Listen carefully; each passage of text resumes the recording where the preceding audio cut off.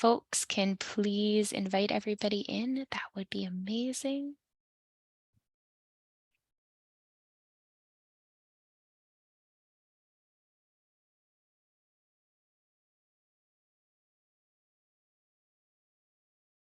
Welcome, everyone. As you settle in, make yourselves comfortable.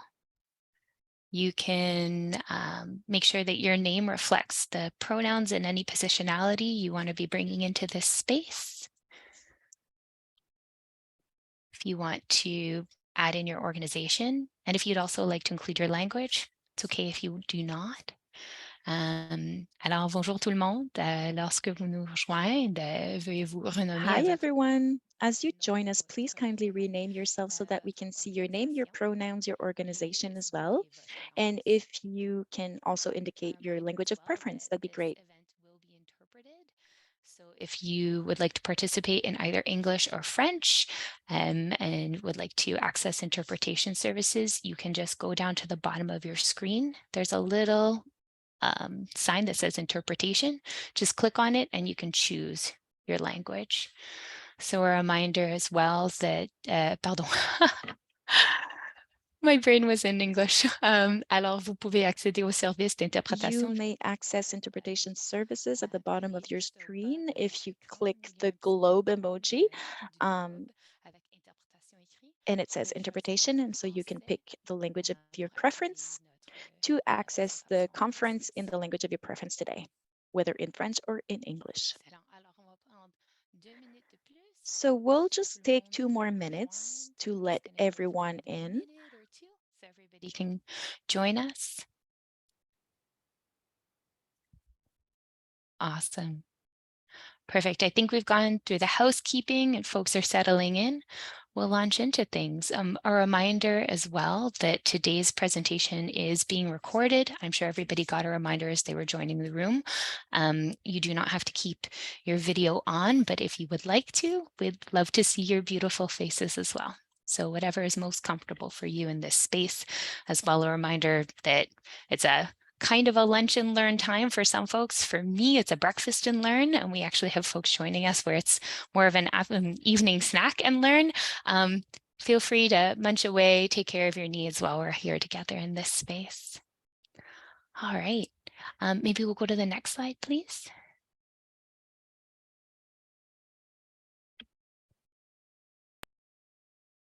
Awesome. So as we get in here, I'm going to share a little bit about myself and where I am located. So hi, my name's Rachel Levy. My pronouns are she, her, and I'm the director of the Spur Change Program. I am originally from the land known as Tiohtià:ke, or the colonial name of Montreal, but I'm actually right now living on the lands of the Songhees and Esquimalt nations of the Lekwungen speaking peoples, which is also known as Victoria. I have the privilege of leading an incredible team that works from coast to coast to coast. And I invite you as well to acknowledge where you're joining from, wherever that may be across the planet. We actually have something that'll be put in the chat as well, where if you'd like to learn more about where you're joining from, you can click on nativeland.ca and you can join. You can share that information if that's something that you would like to share as well, and any other details about your positionality and what brings you into this space and why you're joining us here today. The next slide, please. So a little bit about the Spur Change Program. The Spur Change Program is a 5-year initiative funded by Global Affairs Canada. We're actually in our 5th year now, which is so exciting. And this is our 4th, yes, report that we're launching here today. We're aiming to increase the effectiveness of Canadian small and medium organizations, known lovingly by our team as SMOs. The Spur Change Program offers learning and knowledge sharing opportunities. The main outcomes of this program are to increase the engagement of Canadian SMOs in international development and to increase the engagement of Canadians, particularly youth, as global citizens. I do want to share as well that this initiative is housed at the Alberta Council for Global Cooperation, but we actually work with implementing partners of the provincial and regional councils for international cooperation that are actually situated all across the land known as Canada. And so we just want to extend our gratitude to all of our implementing partners for working together to bring this kind of work and to help us hopefully move towards an increasingly enabling environment for SMOs, which is the central focus of this research. In the next slide, please. So just a reminder as well, this webinar will be recorded. Please keep your microphone off at all times. If you do want to speak later on, if we do have time for a Q&A, if you can use your raise hand function. And then throughout this process, we've got, if you can please use the chat box to share any questions or comments. We're going to try to make sure that we're able to address all of those as well. But we also have another function that I think we have a slide on next that I'll be able to describe how we're hoping to engage with folks. I do hope that I'm remembering the slides properly. Perfect.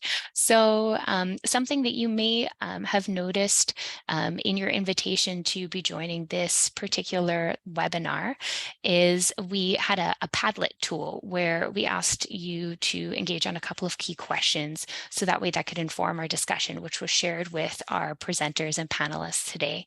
We also have another space because we know we have a really limited time together. We wanted to make sure that we were still capturing some kind of way for you to be able to engage with our content. And so we could learn from what your experience in this moment is really like. And so we have 3 key questions that are going to be happening during the webinar. So we had the pre-webinar Padlet, and now we've got a during the webinar Padlet. So the 3 key questions are, do you have any ideas on constructive actions to support an enabling environment for SMOs? Do you have any resources that you would like to share? So you can add resources links directly in there. And then we'd love to hear as well, in what ways does the SMO report reflect the experiences of your organization? So thank you so much, everybody. And also a reminder as well, I'm just noticing in the chat, someone needs to leave us early. It's all good. We are recording this webinar and it will be available to those who are registered, but also we're going to be putting it on the Spur Change resource library. We'll have a link to that in the chat as well. So I believe that was the last slide on my side. Before I pass it along to our amazing research lead, I do want to introduce all of the folks who are joining us today. First, we have our tech supports, Nico and John, whose names I think might be recording in French and recording in English. Oh no, they're still both actually with their real names. So just a huge thank you to the Spur Change team for, of course, helping to make this possible. But I'd love to also introduce 2 of the folks that I got to work with so closely over this year, Heather Dix and Andrea Press. Heather Dix is a PhD candidate at Memorial University of Newfoundland and Labrador, and Andrea is the interim director of the Guelph Institute of Development Studies. She's also an associate professor in the Department of Political Science at the University of Guelph. And I'm going to pass it over to her in a moment, but I also want to introduce you very briefly to our incredible panel who are joining us. Jen Rubley is the Research and M&E Director for FEM International. Denis Gauthier is a policy analyst with ACOSI, which is one of our implementing partners for this project. And Ian Pringle is the Director of Programs at Farm Radio International. Now, each of these were a part of our project from the beginning and the middle and the end. So all of these folks will be able to give you some really interesting insights about this process.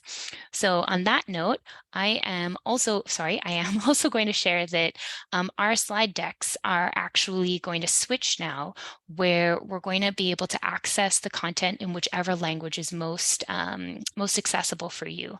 So if you'd like, you can take your cursor, just bring it over to the top, and you'll see at the very top right now, we're probably all looking at Nico or Nicolas Peña's screen. If you go to the top, you'll see view options. You can click down and you can also choose another shared screen. The other shared screen is Présentation en français. So if you would like to access the presentation in French, just click on that and you'll be able to see the entire presentation in French. So you can choose Nicolas, his screen will be shared in English if you would like to follow the slides in English, and then you can switch to présentation en français to participate in French. So on that note, I will pass it along to Andrea. Thank you, everyone. Thank you so much, Rachel. I'm Andrea Paris. My pronouns are she, her, and I'm very pleased to be joining you today from the traditional and ancestral territories of the Mississaugas of the Credit. I work at the University of Guelph, which is located within the territory of the Between the Lakes Purchase, which is also known as Treaty 3. That treaty was first negotiated in 1784. But before that treaty was negotiated, there was already an existing treaty called the Dish with One Spoon Treaty between the Haudenosaunee and Anishinaabe peoples and their allies that committed them to live peaceably together. And over the years, newcomers to the land like myself have been integrated into its terms. The Dish with One Spoon Treaty requires those of us who reside, work, play, to take in that territory to take responsibility for being good stewards of the land and to form good relations with each other. And it's in that spirit that I'm very pleased to be joining you all today.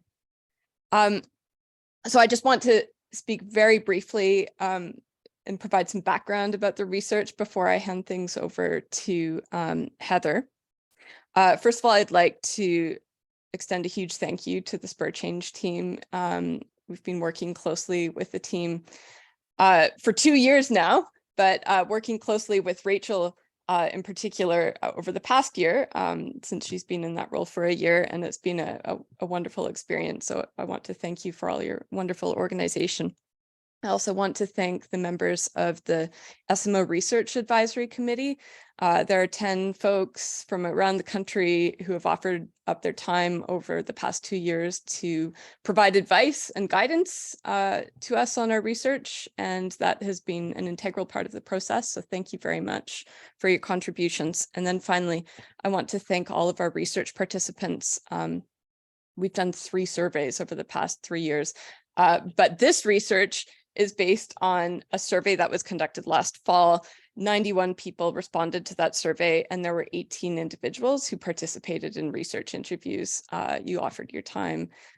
We don't take that for granted, but this research wouldn't have been possible without all of that. Just a very brief background about this research. I've been leading this team for the past 3 years. We started doing research in May 2020, thinking about the impact of the pandemic on Canadian development and humanitarian organizations. We were lucky enough in 2021 to receive 2 years of funding from the Social Sciences and Humanities Research Council of Canada. And so SSHRC has funded this most recent round of the research. We're very grateful for that. Over the course of the past few years, we have been able to partner with the Spur Change Program. We produced their 2021 SMO report on the impact of the pandemic on SMO adaptation strategies and resilience. And then last year, we produced the 2022 report on what SMOs learned from the pandemic. And so after doing 2 years of research and thinking about pandemic impacts and pandemic learning, which I think was a really interesting and productive experience. Last fall, we went to our SMO Research Advisory Committee to ask where they thought we should expend our energy, what topic would be the most useful. Should we continue learning about the pandemic, or were there other topics that were pressing and important?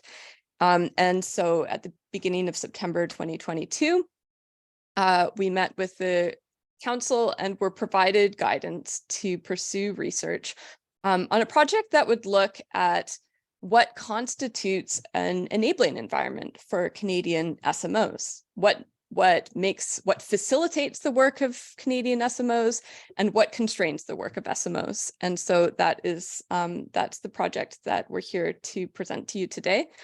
Before I hand it over to Heather, I do also want to acknowledge that this has been a huge team effort.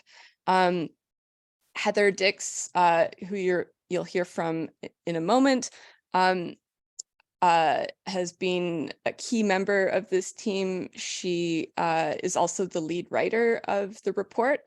So all of the words that you read come from Heather. And she has just done an amazing job and has been amazing to work with. But we also have a few other people on the team that have been absolutely integral partners. John Michael Davis, who is here in the webinar in the audience, is an assistant professor at Worcester Polytechnic Institute in Boston.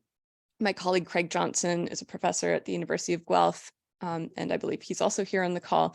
And we've also been supported by the wonderful work of Asa Coleman, who is an MA student at the University of Guelph. So thank you to everybody, and I'll stop there and I'll pass things over to Heather, who's going to tell you about the research. Thank you.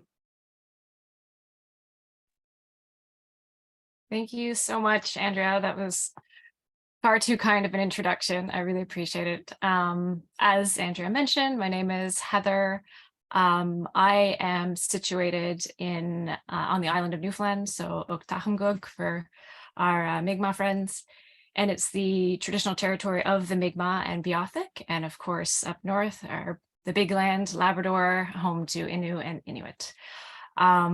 So it's been an absolute pleasure working with this team on this report. I've had the pleasure to work over the last couple of years, worked on last year's report as well. I echo the sentiment that Andrea brought forward. The interviewees that we spoke to, the people who answered the survey, we are so grateful for the time that you gave us, sharing your experiences and your stories. None of this would be possible without you. So let me say thank you big time for that. So as you know, the topic of this year's report is what constitutes an enabling environment for Canadian SMOs. And to start off with, you can switch the slide, please. I'll let you know kind of where this data comes from. Kind of three main sources. So the first thing we did to try and figure out this question was to launch a survey last year in October-November timeframe, and we received 91 completed surveys.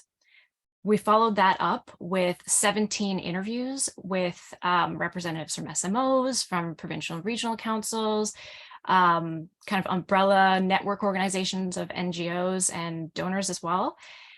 And those were kind of the two pieces that informed the situation here in Canada. But we also thought it would be worthwhile to get a sense of what the enabling environment might look like outside of Canada. And so we spoke to experts in the US and in the Netherlands, and also we pulled from existing research in order to provide kind of points of comparison in the report with regards to enabling environments in the US and Netherlands, as well as France and Flanders, which is northern part of Belgium. Next slide, please. So the key themes that we pulled out of this research, as well as kind of how the report is organized, are around funding, policy and regulatory frameworks, collaboration and innovation, and public engagement. Those are kind of the four big things associated with the environment. But then in our research, we also discovered that there was a big difference in terms of the experience of SMOs according to various structures, the way that they were formed. And two of the biggest things we found, there's differences when it came to the size of the SMO, as well as the faith affiliation of an SMO. So that was kind of the last section that we put into the report, was the varied realities of SMOs. So I'll kind of go through each one of these in turn. Next slide, please. So considering funding, of course, that's top of mind for a lot of organizations. It's not a surprise that this came forward as a big theme in terms of enabling environment.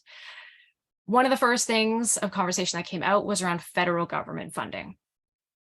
What our interviewees were telling us is that, first of all, the fact that Canada has SMO-specific funding is a really, really positive thing.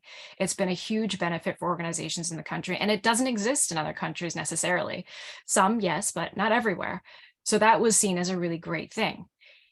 Now, on the other side of it, sorry, my cat is going to be presenting with me today, so just be warned. But on the other side of things, even though this funding is a really great thing in Canada, there were some constraints and challenges associated with it. So some things that interviewees noted was that grants that are offered tend to be short-term, unpredictable, and inflexible, very kind of project driven quite often, coming from priorities of the government sometimes. So that was seen as a problem. Also, there was a lot of concern around the heavy processes and restrictions. So talking about, for instance, the proposal processes are really complex, heavy reporting requirements, and long waiting times in between submitting a proposal and getting funding. All of these things were seen as really big hurdles, particularly for SMOs who tend to be smaller and don't have as many resources to kind of pull them through all those things. Another thing in this is, another constraint is lack of overhead funding. That was echoed a lot. And it's important to note, though, that wasn't just federal government funding when this came up. There seems to be amongst kind of all donors this idea that overhead funding is adjacent to actual, cooperation funding. And so it's diminished as much as possible in grants that are offered. And this can be a big challenge because overhead funding is what funds great staff, the smooth operations of an organization. And so that was really highlighted as a challenge. Beyond federal government funding, interviewees also talked about provincial government. So specifically Quebec and Manitoba, they provide funding in the province. And that was seen as a very positive thing. In this, Quebec really came forward as an exemplary case. They were spoken of as in really positive terms, particularly the thoughtful allotment of government funding and the less restrictive processes that they have in place for funding. Now, this is one side of thing, the government, but for most of SMOs that exist in Canada, government funding is actually out of reach. And so a large part of our conversations really was around Canada's broader philanthropic sector, which is where most organizations have to pull their funding. So talking about this, organizations commented that it's a really small sector in Canada. And so there's a lot of competition, a lot of SMOs competing against each other and competing against larger organizations to try and get funding. And on top of that, there was this sense that donors in Canada seem to be more interested in giving to causes at home rather than internationally. They seem more interested in funding, a breakfast program or something local where they can see firsthand the impact. So with this in mind, some organizations commented that they've adopted kind of a dual structure where they're funding things at home and internationally.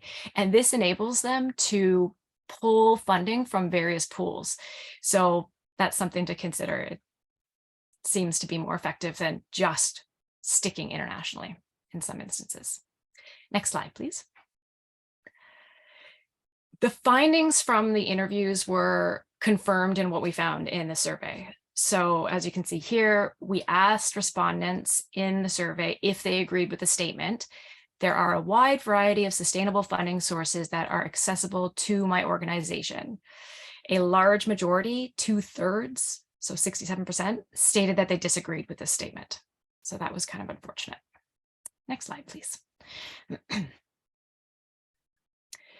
Moving on to policy and regulatory frameworks. The first thing to note here is that it was brought up by organizations that first and foremost, when we're talking about the policy landscape, we have to talk about access to government. SMOs need to be able to effectively engage with the government in order to actually have a say in what the policy landscape looks like. And when talking about Canada, Canada came out looking pretty good, actually. The government is doing a decent job of trying to create spaces where SMOs can advocate. They open space for consultation, and it seems like the government genuinely does recognize and appreciate the contribution of SMOs. So that was seen as something that's very positive in Canada.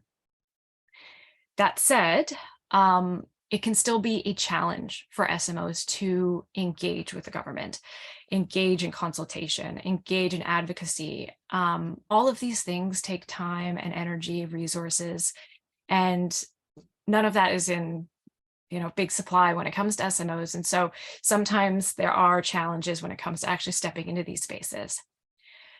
One of the positive things that came of COVID, I was told, is that GAC has moved to be more virtual, and that was seen as really beneficial. So that was good. Turning more to kind of regulatory frameworks, interviewees also noted some serious challenges here. And the first thing is probably not a surprise to anyone listening. Direction and control within the Tax Act was seen as a pretty big stumbling block. Essentially, following these guidelines means that there's a pretty serious concentration of control and oversight housed in Canada. This can be pretty counter to what a lot of SMOs are trying to do when it comes to the localization agenda, which, trying to put more decision-making power and power as a whole in the hands of local partners. So kind of balancing that localization piece with direction and control was seen as a big challenge. Now, as many of us know, there are some talks of things changing. So hopefully, that won't be a major challenge forever. More broadly speaking, in the Tax Act and other regulations, there was a lot of confusion and concern around the various regulations in Canada. And one thing that came out repeatedly was fear over being audited. For those that hadn't been audited that we spoke to, there was a lot of fear, not because they were doing anything wrong, but just that they were scared of how much work it would cost them if they were audited. And for those who had been audited that we spoke to, there was some pretty nightmarish stories. So this idea that, SMOs sometimes are just volunteer-driven, small operations. And so a large organization might get audited and just be able to hire a consultant and make the problem go away. For small organizations, I mean, this can just grind everything to a halt because the small team has to figure out how to manage it in-house, which can be a pretty big challenge. Sorry, I'm just noting the time there. So on a positive note, though, and you can switch the slide, please. One of the good things in terms of policy and regulatory frameworks that came out in the survey and the interviews is that the process in Canada for attaining and maintaining charitable status was seen as very transparent and reasonable. As you can see, 75% of SMOs agreed with the statement that it is transparent and reasonable. And organizations as a whole mentioned that being able to give charitable tax receipts was a really big benefit to their organization. Next slide, please. Moving on to collaboration and innovation. First off, when we talked about collaboration, organizations, interviewees mentioned that yes, collaboration is really important. Being able to partner and learn from other organizations is a really important thing. However, just doing it for the sake of doing it is not worthwhile. It's important that a partnership be equitable, be based on a shared vision. And so that should be front and center with any collaborative ventures. They noted on this topic that events that have been organized by provincial and regional councils, Spur Change, Global Affairs, all of those have been really great venues for making connections and planting seeds for future collaboration. So those were really appreciated. On the other side of things, though, there were some constraints that were raised. So for one, building and maintaining partnerships and collaborations, it takes time and energy. Relationships take resources, time and energy. And so it can be challenging for small organizations to do this. Also, there can be friction around sharing resources. So grants already are quite small. And so figuring out how to divide the funding equitably can be a challenge, particularly overhead funding. As I mentioned, it's very small, the amount of overhead funding that's coming out of grants. And so deciding how that gets allotted in a partnership can be difficult. Next slide, please. Then in terms of innovation, the first thing that came up was risk. To innovate is to take a risk. And for organizations that are managing precious donor dollars and managing precious relationships with their local partners, sometimes innovating was just way too risky. But when donors are willing to shoulder this risk, that's a huge benefit. And so organizations mention the fact that the government's Fund for Innovation and Transformation was wonderful, an absolutely wonderful model for that. So that was a big benefit. Next slide, please. Next, moving on to public engagement. Interview participants noted the important role that SMOs play in public engagement. That is, creating opportunities for Canadians to learn about and engage in international cooperation. So interviewees noted that SMOs in particular play an important role here because they're uniquely situated in Canadian communities as well as communities abroad. And so they have these really relational and personal stories and connections that they're able to share with the public.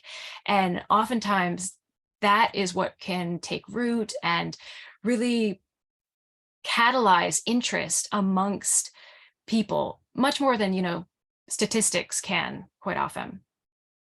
So with that in mind, you can see the survey here. SMOs responded pretty positively regarding their public engagement efforts. When asked if my organization successfully engages with the general public on development issues, 57% said that they agreed. Next slide, please. Now, like all of the topics I brought up, there was, positive and negative that came out. So participants also said that even though Canadians are interested in global issues, it seems like a lot of people, their understanding tends to be a bit perhaps shallow or skewed or outdated. Also, it can be really difficult to harness that interest and turn it into genuine engagement in international cooperation. So kind of across the board, there was this sentiment amongst interviewees that there's this really urgent need to ensure the Canadian public gains a stronger understanding and appreciation for the deep issues that run through international cooperation. Talking about technology in this space, a bit of a double-edged sword. Technology has the capacity to allow us to reach a lot more people. But I think, as all of us know, technology is also screaming at us and pulling our attention in a million directions. So it can be increasingly hard now to actually capture people's attention. Next slide, please. Now, the final section, as I mentioned in the report, is what we called the varied realities of SMOs.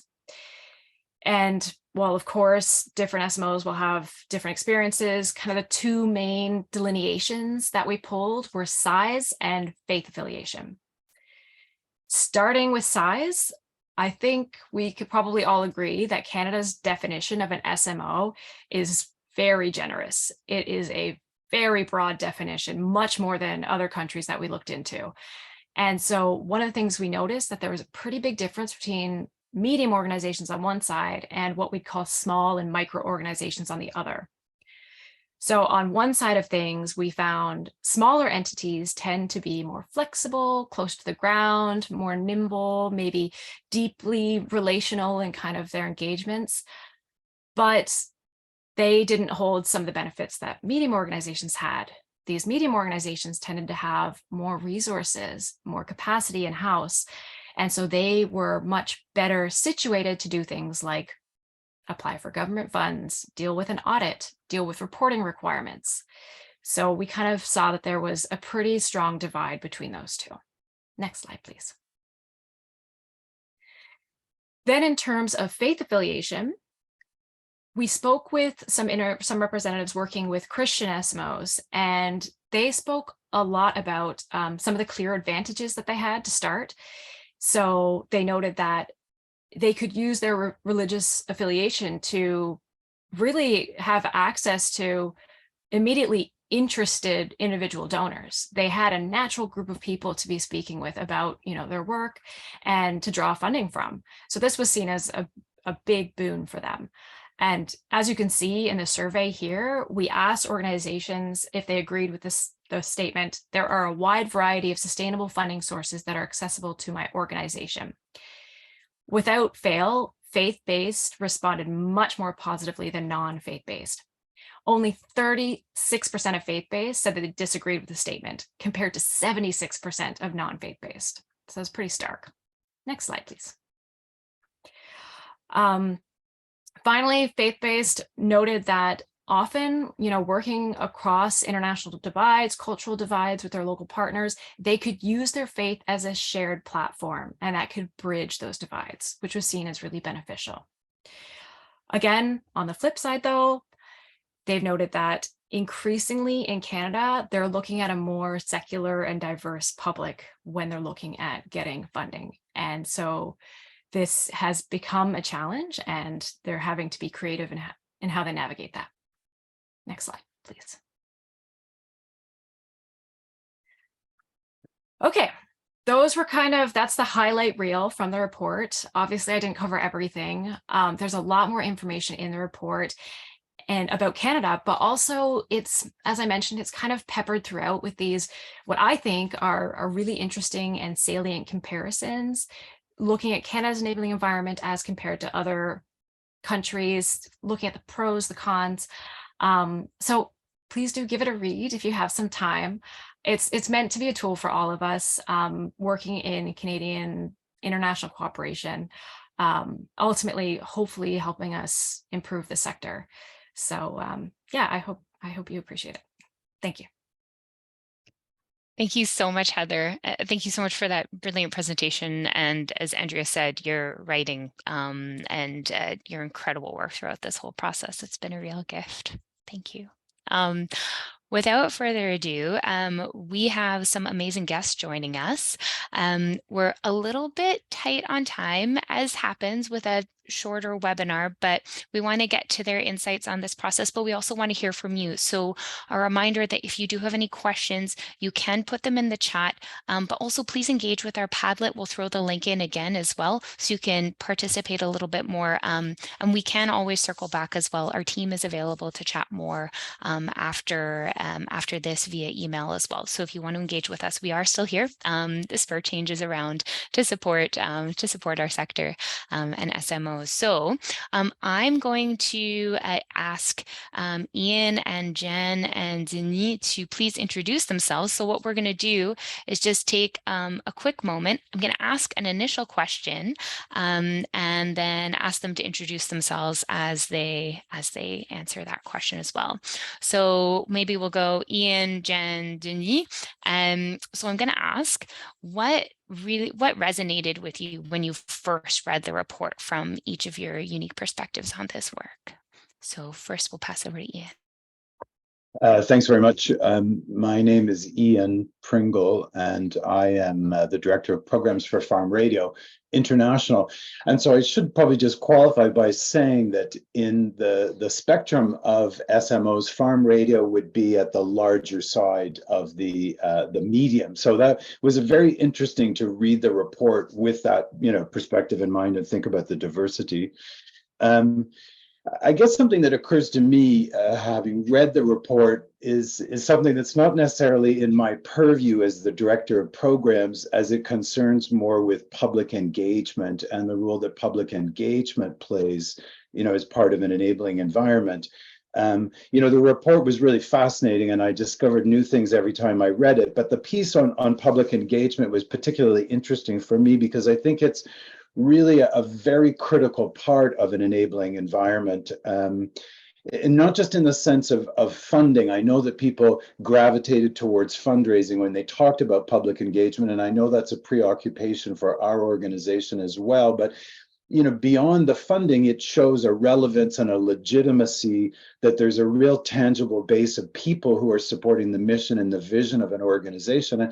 And I think that's very important. It's important for organizations on their own, but I think it also translates into a feeling that there is a movement in support of international cooperation, which would be particularly helpful during elections, when I think political parties are often very reluctant to enter into this area, because where are they going to get a lot of support for international cooperations in an election cycle, I think election cycles are more likely to push in the other direction. So that feeling that there is a broad base of public support for international cooperation, I think, is really important, and perhaps something that's missing, to the point where sometimes I think, maybe a little bit cynically, but who cares about this work in Canada? That certainly there are groups that care, but is that really the public? And I'm not sure that I would agree with that statement that we engage with the public. We engage with our own public. And I suspect that today's world is a lot about the sort of the walled gardens, where you think you're speaking to the public, but you're actually only speaking to your own public and people who are already on your team. And that maybe that's something that's particularly challenging for us in terms of public engagement today. But definitely a critical part of an enabling environment. And for me, now working for a Canadian organization, but previously having worked for intergovernmental organizations, it's something I'm really attracted to and I feel very strongly about, but I think is still quite challenging. Thank you so much for that insight, Ian. That's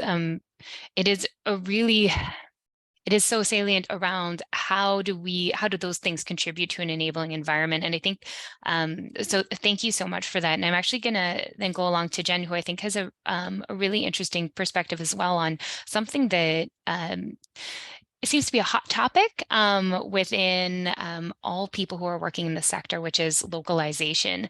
And so just to appreciate as well around how a lot of these mechanisms and systems that actually support our sector and that they haven't actually adjusted to our shifting understanding of our roles in international cooperation. And I was hoping that Jen could speak to the practice and reality of what localization looks like in our international counterparts countries.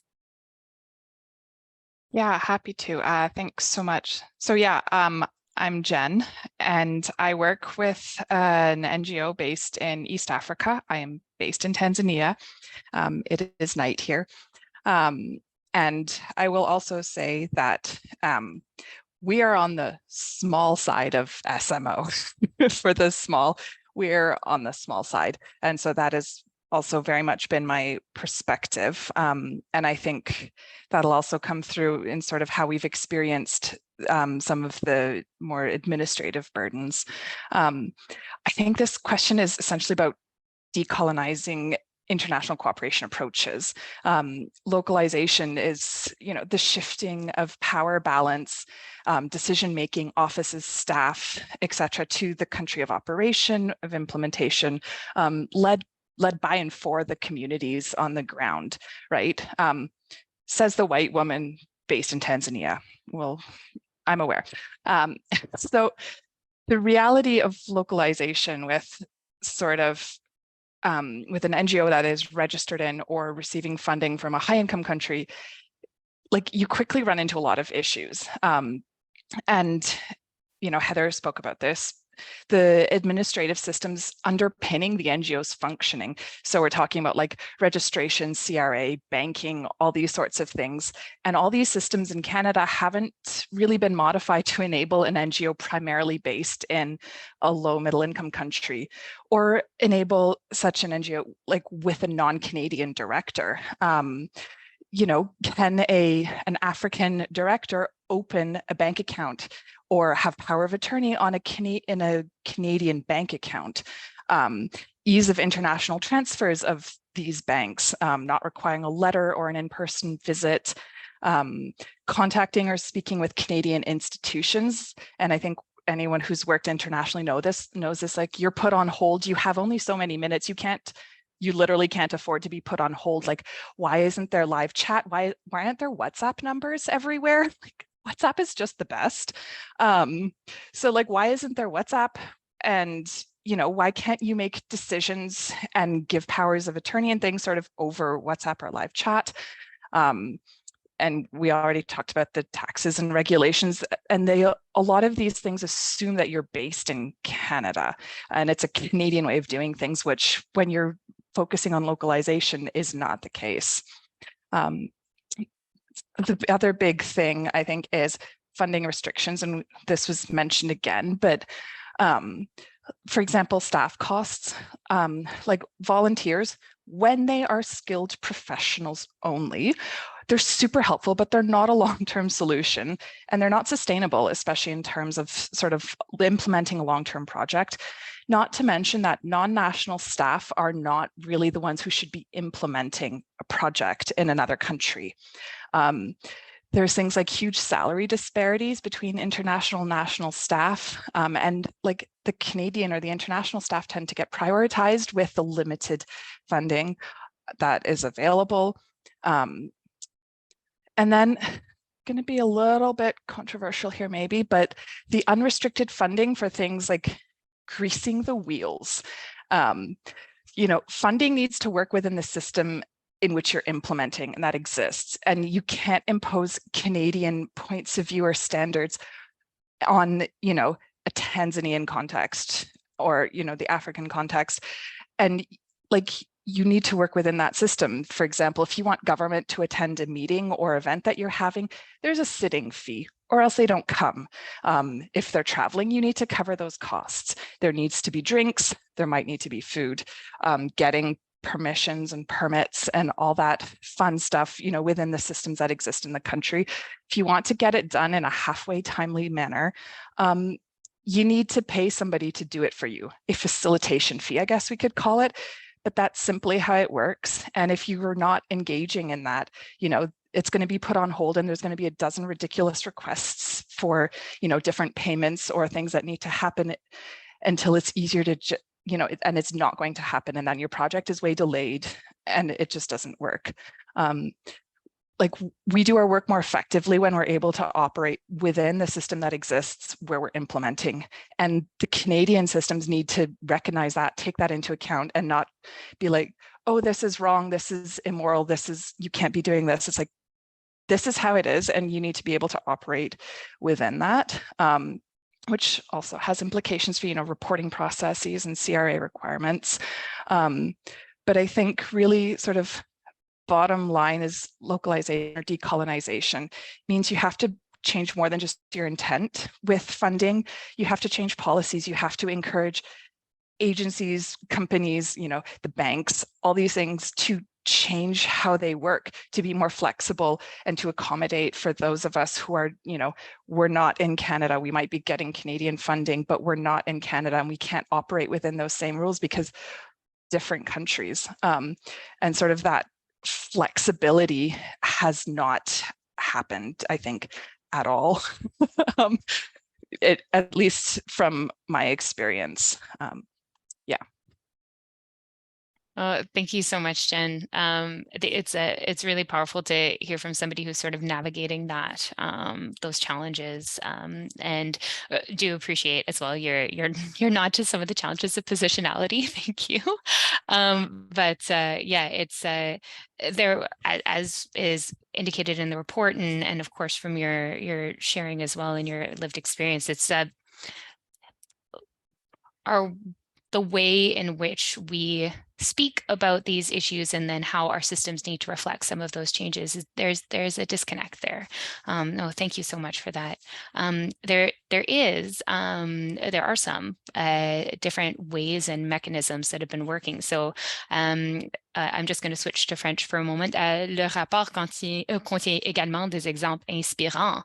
The report also shows inspiring examples of possible approaches that can contribute to a favorable environment here in Canada. And Dennis, I hope you're ready to jump in. Could you please tell us how certain mechanism and funding practices that are unique to Quebec have contributed to a favorable environment for PMOs in Quebec? Thank you, Rachel. I am Denis Côté. I'm in the policy analysis here at the ACOC. Contrary to my last two colleagues, I do not work in a small PMO on the ground, but I work in a overhead organization representing several PMO and big organization. I've been working with EcoC for 7 years, and I was in a similar organization, Cooperation Canada, 6 years before then.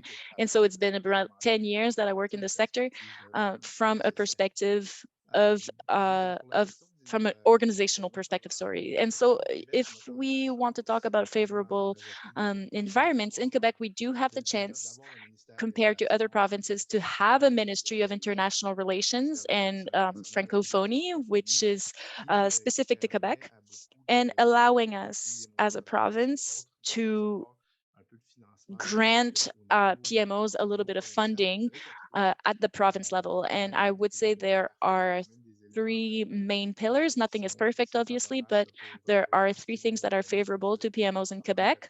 And I want to tell you about those 3.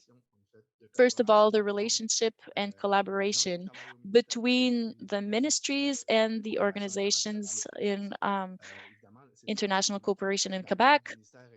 The size of the ministry is obviously a much smaller than the GAC, so we're not talking about the same type of team and the same amount of staff, but these people have been holding their position for quite some while. Contrary to GAC Canada, the wheel turns a lot, people change positions, and so that makes it harder to have longer term relationships and partnerships amongst employees and staff, where we feel like we understand each other interrelationally, sorry, between the organizational sector and the ministry. And so ACOC and the ministry have even co-directed projects together. So for example, Québec Sans Frontières, that was operational for 20 some years. It was co-administered by EcoC and the ministry. We have team meetings. Every year we gather to have working sessions together, and there's a lot of consultation, and I would say true consultation, where there is an actual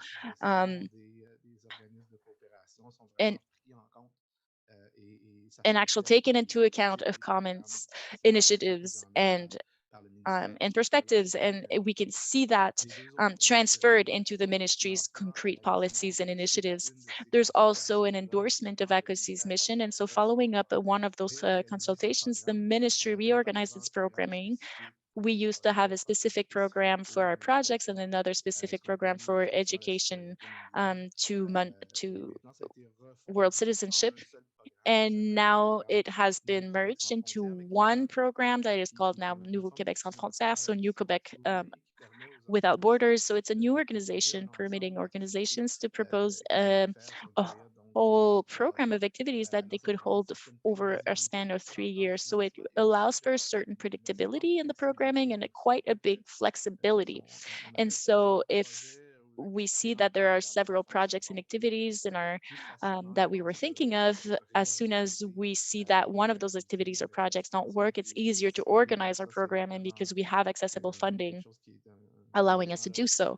And so I think it's a facilitating factor for us as organizations. And the last thing I'd like to say, the third object or the third item is we used to have a specific funding for education on world citizenship. That's something we lost a few years back, actually a long time ago in Canada, but that's sustained in Quebec. And there's a will to keep funding for the next upcoming series, these new activities that will be coming up. And so it's really upheld by the International Relationships Ministry. And so over the course of the 3-year period of MQSF, there's 20 organizations over 23 that do get granted funding to do education on global citizenship. And so 20 organizations over 23 have been funded for such projects. And so there's a clear will to support PMOs in those types of endeavors. The thing that is a bit less positive is the fact that it's a much smaller type of funding, but they still allow small PMOs to keep going ahead and to lead their projects. Of course, it could be better if we could have a bit larger sums for funding allowed to everyone. It could allow us to fund new groups as well. There's a lot of groups in Quebec province that are interested in international cooperation. A lot of them don't receive any funding at all. And so there's a lot of positive factors, and we'd love to see many other people benefit from it. Merci, Denis. Yeah, Thank you, Dennis. just reflecting on that as well, like all of these different factors that come into enabling environment. It is also interesting. I'm just thinking on one of the points of comparison in the report as well, just talking about how support for public engagement, global citizenship, education is actually essential to ongoing support for international cooperation as a whole. I think there was an example specifically in a point of comparison, I believe it was in the Netherlands, where a shift happened where a lot of funding had been provided for global citizenship education and public engagement and those kind of works. But as support for that declined, support for the sector as a whole actually declined. So I think it's a really salient point that all of you have brought up. And then systems change being required, because quite interestingly, I think our Dutch colleagues noted that there was a significant systems change around localization, but that that the support then for that did diminish even after all of this. So there needs to be all of these different prongs, I guess, around an enabling environment that each of you have touched on. So thank you so much for sharing of your insights, for giving of your time. We only have a few moments left, so I'll take the moment to say thank you to everyone for being here. A deep gratitude to Andrea and Heather, who have led this extraordinary journey for me in my year as the director of the Spur Change program. So thank you so much. A huge thank you to all of you for being here, and a reminder as well to encourage you to participate. We have a subsequent Padlet where we're going to have one more research report. This is our year 4 report. We're going to have a year 5 report. And as always, we really want to encourage our community to participate in this. And we do have an SMO advisory council, but we do like to reach out. We've got a large survey as well, but we want to start ourselves off right now. So if you can participate in that last Padlet as well, to let us know what are the issues that you're thinking about right now and that you would love for us to research more on. We've got some ideas and we'd love to hear yours as well. So on that note, thank you everyone for giving of your time today, of your energy, your attention. And thank you so much again to the incredible research team led by Andrea, the beautiful writing and incredible presentation that Heather gave us. And again, deep gratitude to Ian, Denis, and Jen joining from all around the world at all different times. This is really an indication of the beauty of collaboration. So thank you so much to everybody. Hope you have a wonderful day. And yeah, thank you for joining us. Don't forget to read the report. It's on the resource library. Yeah, thank you, everybody. Have a great rest of the day. Take care.